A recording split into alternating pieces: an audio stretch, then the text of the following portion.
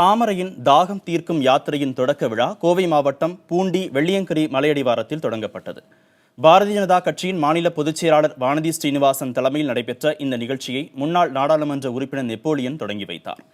இன்று தொடங்கி வரும் 16ஆம் தேதி வரை நடைபெறும் இந்த யாத்திரையில் கோவை மாவட்டம் முழுவதும் பவானி, சிறுவாணி, நொய்யல் மற்றும் ஏரி, குளங்கள் மற்றும் ஆசையாறு, பரம்பிக்குளம் உள்ளிட்ட அணைகள் ஆகியவற்றை தூர்வாரி சீரமைப்பது குறித்து மக்களிடையே விழிப்புணர்வு ஏற்படுத்த இருப்பதாக கூறப்பட்டிருக்கிறது.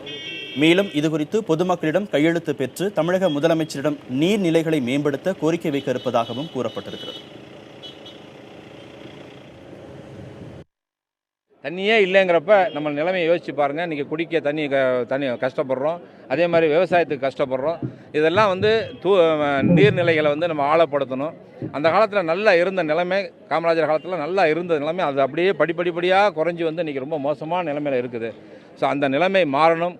நீர்நிலைகள்லாம் தூர்வாரப்படணும். டேமு, ஏரி, குளம், ஆறு எல்லாத்தையுமே நல்லா புதுப்பிக்கணும்.